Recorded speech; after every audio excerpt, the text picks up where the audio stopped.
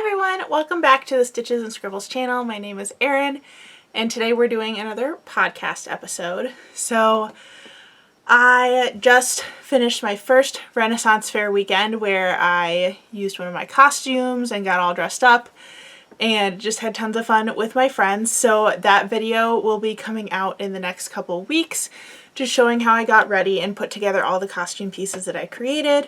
So if you're here for Renaissance Fair content, I don't actually have any to show you today during this podcast, but you'll be getting another Ren Fair DIY this Friday, I believe. Yes, I have a vlog for the mushroom hat that I made for myself. And then the Friday after that will be a get ready with me style video about my first weekend at the Renaissance Fair this year. Super excited to show both of those things to you so that you can hopefully be inspired to create some of your own costume fun this summer. I do have some projects to show you as well as a yarn and supply haul. Partially because I have been really trying to take a break from crocheting for a few days, which means I've been focusing mainly on knitting.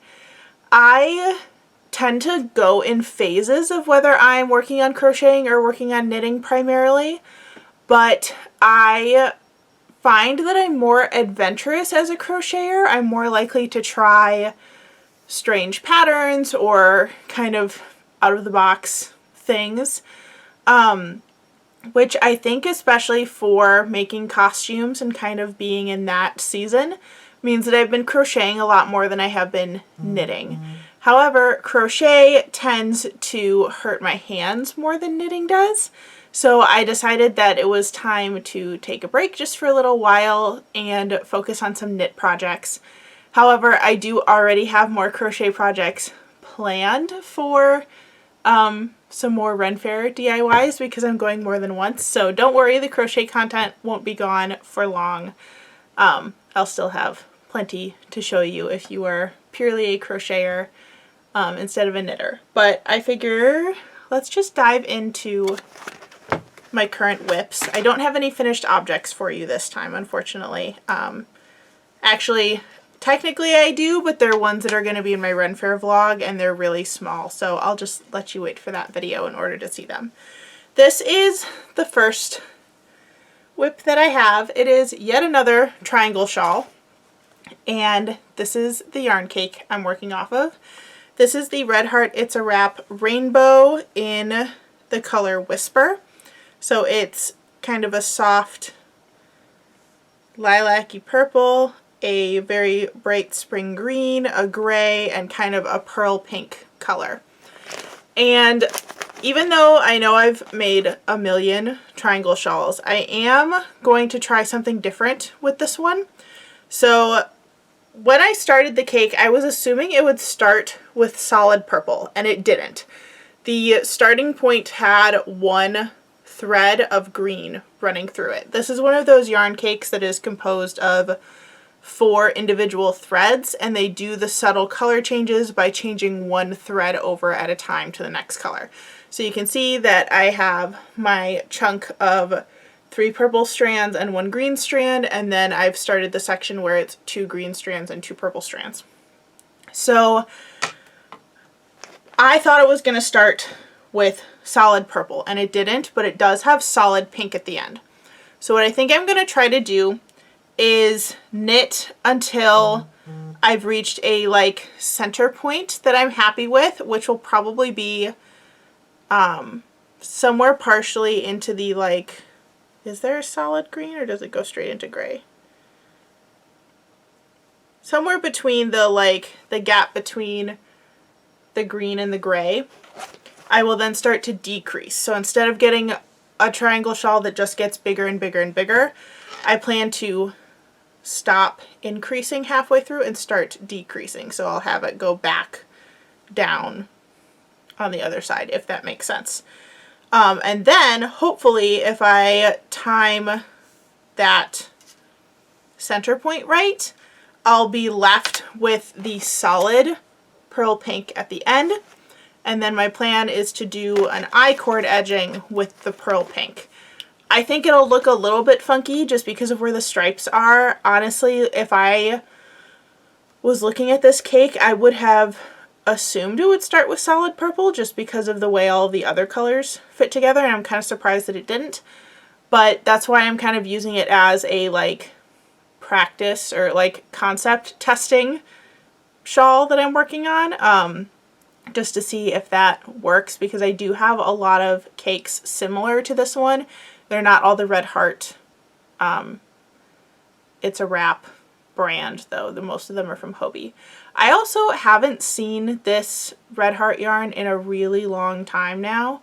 I actually have two more on my shelf. They're right there. They're the like tan, black, and beige yarn cakes that are up there, but I'm planning on using those two to make a hexagon cardigan at some point. So yeah, this was kind of an odd cake. I don't even remember why I bought it originally. So that's why I'm kind of just using it to test a concept and see if it works before doing that on a cake that I like better. So that's the first whip that I've been working on. The second one that I've been working on is actually my neon socks, and I'm very excited because one of them is done. Obviously I haven't woven in the ends yet. I like to do both socks at the same time for weaving in ends, or with any project where there's a pair. I wait until the end to do all of the ends so that I weave them in the same way on both pieces. But this is how it turned out. It spiraled pretty nicely with that color pooling, and I did an afterthought heel, and this was a toe up sock. And I actually went ahead and started the second one. However, look at how different the yarn is pooling on the second sock versus the first one. The first one had that nice even spiral. The second one started with it like pooling in the same places, and then it drastically changed over at some point. So hopefully I'll get a nice spiral for the rest of the sock. These are just for me, so it doesn't really matter to me if they match perfectly or not, or if one of them has a funky design. But I thought that was kind of odd because it's the same yarn for both of them. And both of those are discontinued Hobby Lobby yarns. The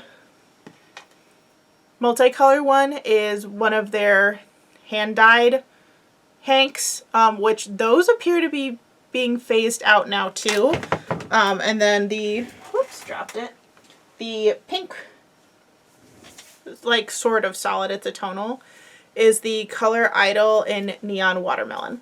And I actually am planning on using this for a second whip. So not a whip because I haven't started it yet, a second project. So obviously there's going to be a ton of this yarn left even after doing that second sock, because the heel and the cuff won't take very much yarn. I could probably get a whole nother solid pair of socks out of this color if I wanted to, but that's not what I'm going to do, at least not yet. Maybe some ankle socks in the future after this. But one of my groups of friends wants to go see the Barbie movie this week, which I didn't think that I would be seeing in theaters, but now that there's a chance of that, and I like knitting in movie theaters, I kind of want to have a project dedicated to knitting during the Barbie movie. And I'm trying to keep myself on a roll with socks. So I think I want to start some Barbie inspired socks.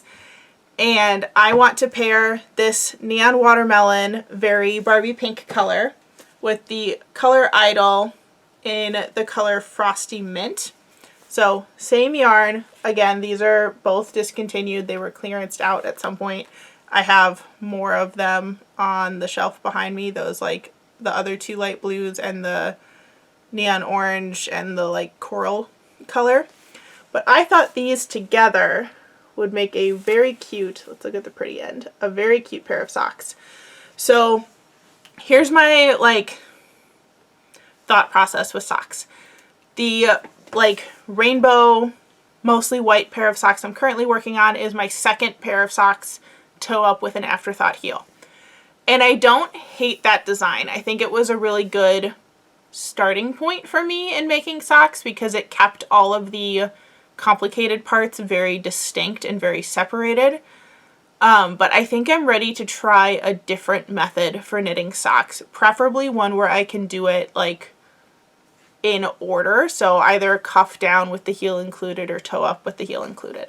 So I have a couple of tutorials saved on my like watch list for YouTube that I might use next.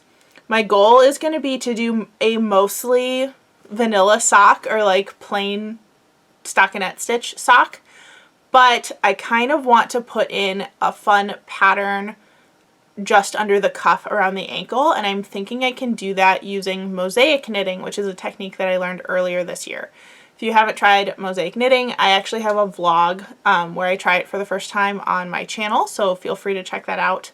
But mosaic knitting is a method of doing color work where you're only working with one color of yarn at a time, and instead of alternating between strands like you would for typical color work knitting, you are changing the colors of the stitch by following a pattern of knit stitches versus slip stitches, and then kind of doing the reverse in the next row or so. Like, that was a really poor explanation of how it works, but I'm hoping to do that with those two colors and make the sock mostly blue, but have the cuff and the color work and the heel and the toe be the Barbie pink color. So the reason why I thought that would be a good project for in the movie theater is because it won't be super big, and there's a large chunk of it that will be just plain stockinette knitting in the round, so that I can work on it without really needing to see very clearly in the dark. I also, this was part of my like yarn and supply haul today, but I kind of want to try knitting a pair of socks in tandem. So I don't have any sock needles that are big enough to do 2 at a time socks, big enough meaning like that the cord is big enough to do 2 at a time, but I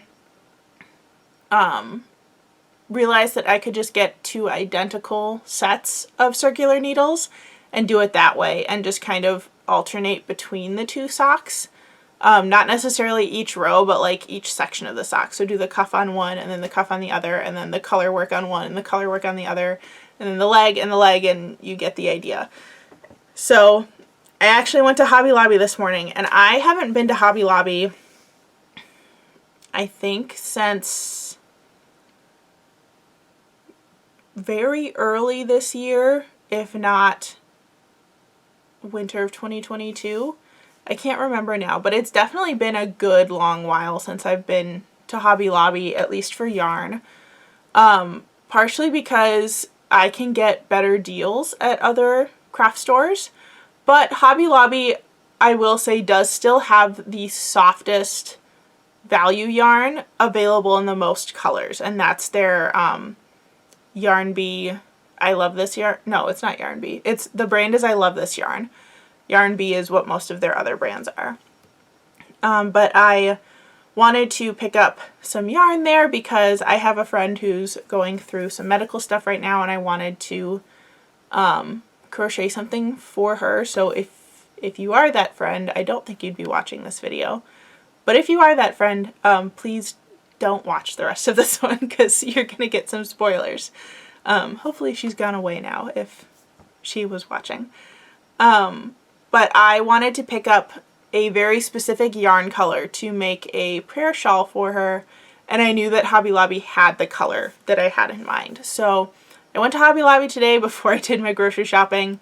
Definitely found like more stuff than I thought I was gonna find, although I didn't do too terribly badly. There's only like one additional thing that I didn't go in there for. So what order do we want to do this in? Let's start with the prayer shawl yarn, and I'm sorry, you're going to get some crinkly bag sounds. Maybe I'll just take everything out and put it off to the side and then show you so that we don't get crinkly bag sound for the next however many minutes this takes.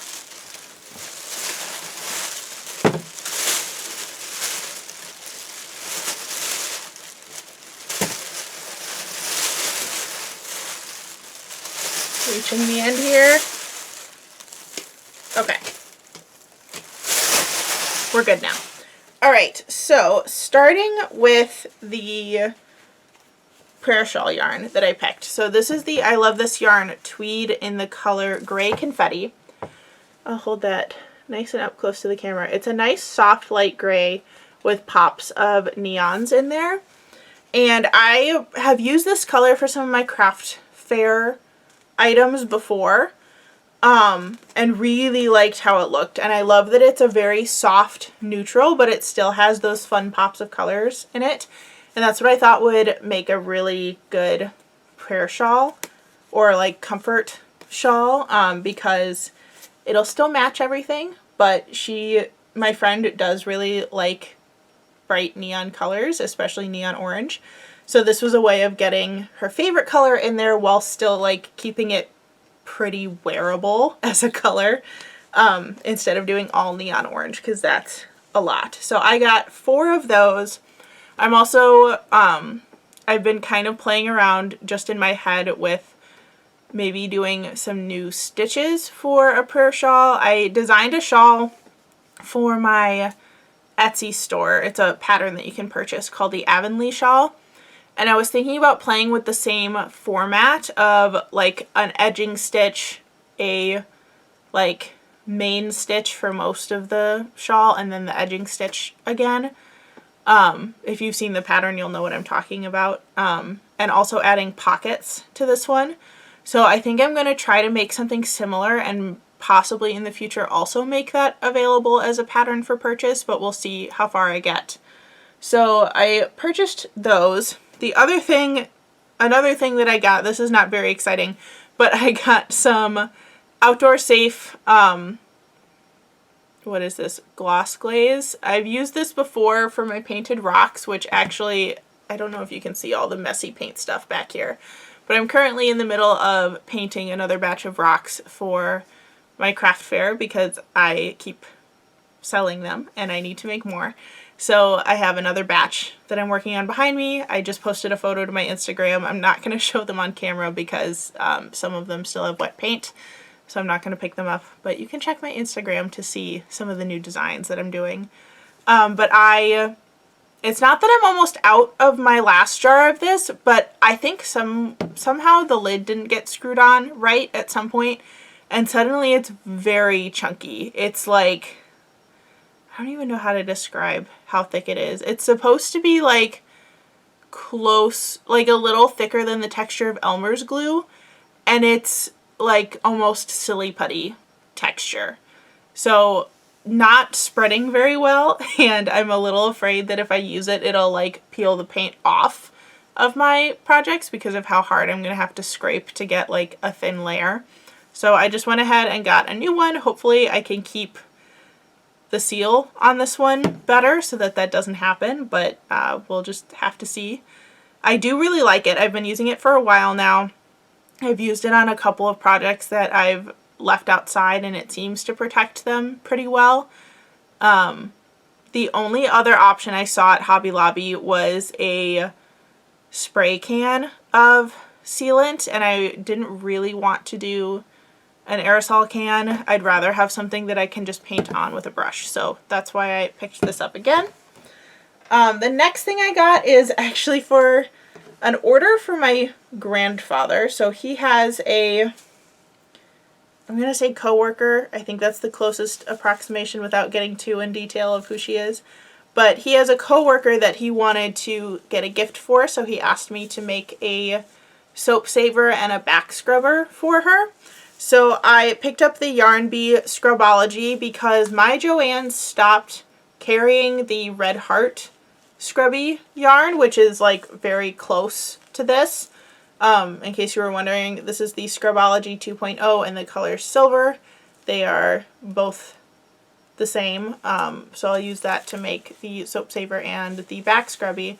But my Joanne stopped selling these, or stopped selling the Red Heart equivalent of those, which was kind of disappointing because I use those quite frequently, and I don't think Michaels has them anymore either, so I don't know why those disappeared. I also noticed that Joanne had a big twist scrubby that they were starting that was a different texture. It was more of like a chain knit plastic yarn.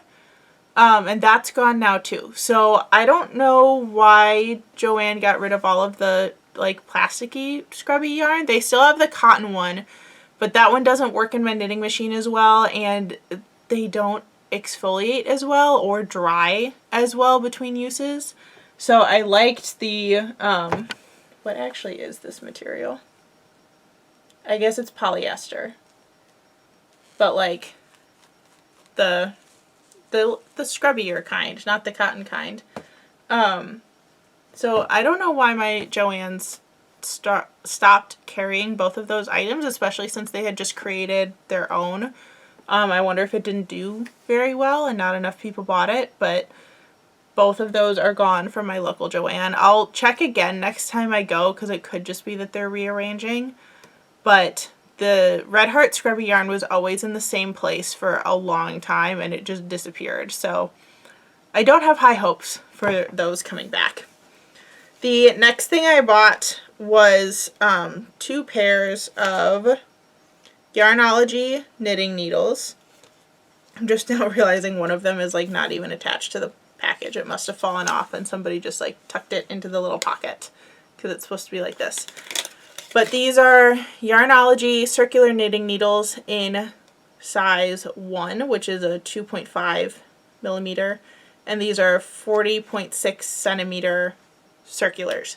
So these are the socks that I'm planning on doing these are the needles I'm planning on doing my tandem sock knitting on. I started with cheap ones just to like see if I like that method before investing in another pair of Chowgoos, which is, yeah, I think they're Chowgoos. The sock needles that I currently have, I think, are the Chowgoo red lace. No, they're not red lace because they're not red. What brand are these? Oh, these are Prim knitting needles. I do have Chowgoo red lace needles, but in a different size. Those are Prim size 1 sock needles.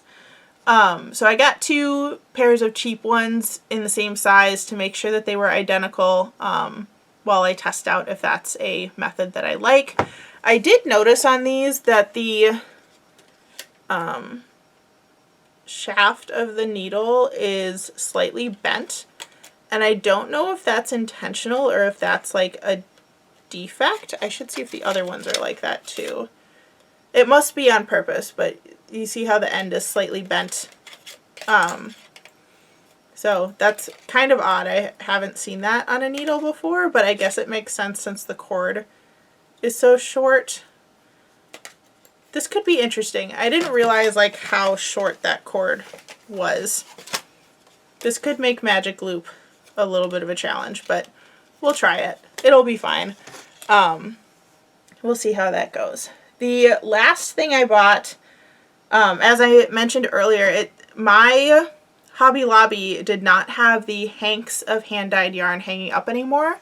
They only had 2 colors of the hand-dyed hanks left, and they were like in the bins at Hobby, not the bins, but like the regular shelving. They weren't hung on pegs, which kind of makes me think they might be getting rid of those altogether. So since they still had a color that I kind of had my eye on, I went ahead and got 3 of them. So this is the Authentic Hand Dyed in the color Hibiscus Palm. It is, what kind of yarn is this? Oh, 100% superwash merino wool, 400 yards, 100 grams. This is what it looks like. So it's got some kind of an olivey toned yellow, a deep teal, and a burgundy. In some spots you can see like hints of purple or like kind of reds and oranges where the color transitions.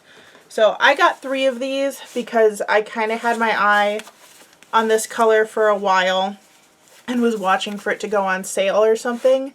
But then I didn't go to Hobby Lobby for several months and now it looks like they're disappearing. So I just went ahead and got them because I really like those colors, especially for the like fall winter season, I tend to do a lot of burgundy and the like deep teal or deep green colors. Those are actually my wedding colors. So I thought that this would be a good thing to add to my wardrobe. I will probably just knit a shawl with them because that's what I tend to do, but I think it was worth it to get those exact colors. So I've done a pretty good job of not buying yarn for myself in a while, so that can be my exception of the month or whatever.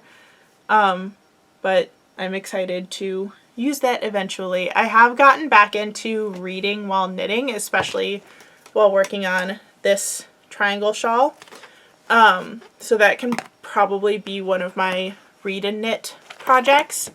I can read and knit at the same time as long as I'm knitting in garter stitch or a simple like knit purl alternating pattern, and if I'm reading on a tablet or a screen instead of like a physical book, because the biggest problem is I can't hold a physical book open while I'm knitting because I'm using both hands, but reaching up just to tap the screen to go to the next page is quick enough that it doesn't interrupt the process.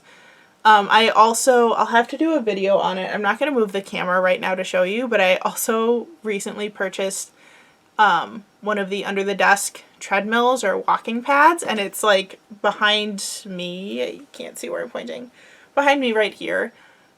So today I actually went for a walk and was working on my socks, so that was kind of fun and felt like way more productive than just sitting and knitting, even though I know all I added in was like walking a mile-ish in like 45 minutes because I was walking pretty slow. But it was a good way to get some movement into the day. It's super hot out this week, so I probably wouldn't have gone for a walk in the middle of the day otherwise. So I'm glad I have it. That was a Prime Day purchase, so I'm looking forward to lots of knit and crochet walking time while it's really hot out, and then when it gets really cold out again this winter. So I think that's all I have to show you guys for this week.